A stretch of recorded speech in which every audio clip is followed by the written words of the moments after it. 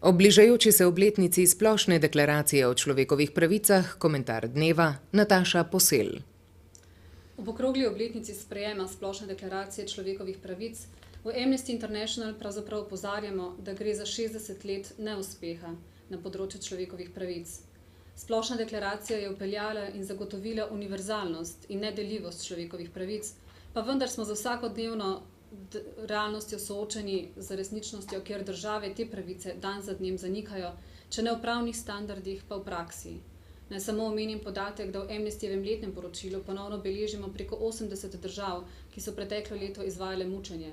Naj omenim 100 tisoče pregnanih in umrlih v Darfurju, ali več 100 tistih, ki jim je ameriška administracija in jim še vedno zanika pravice v Guantanamu.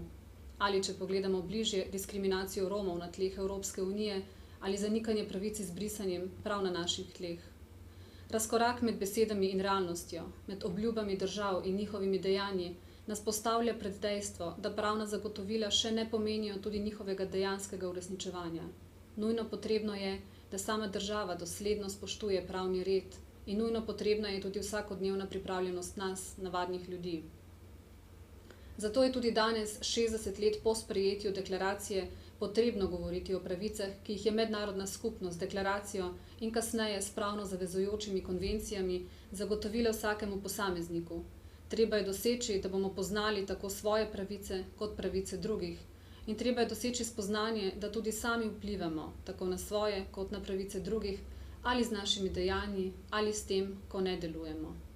To enostavno lahko naredimo. Vsi mi, ki živimo nad pragom revščine, iz ure v uro oskrbovani z informacijami in kakorkoli gledate s takšnim ali drugačnim dostopom do tistih, ki imajo oblast.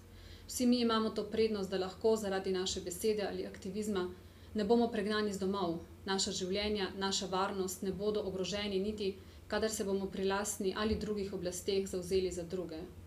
Ampak to enostavno tudi moramo narediti.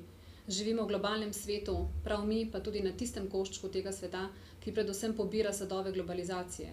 Kobalt v baterijah naših mobitelov je najverjetneje iz kongoških rudnikov in z veliko verjetnostjo so ga skopali otroci ali pa je prispeval k oboroženim spopadom v tej državi.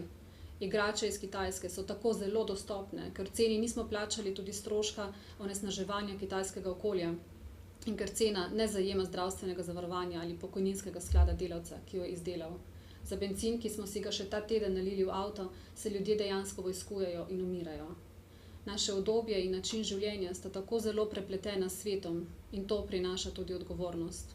Vprašanje je zgolj, ali to priznamo ali ne in ali bomo kaj v zvezi s tem naredili ali ne.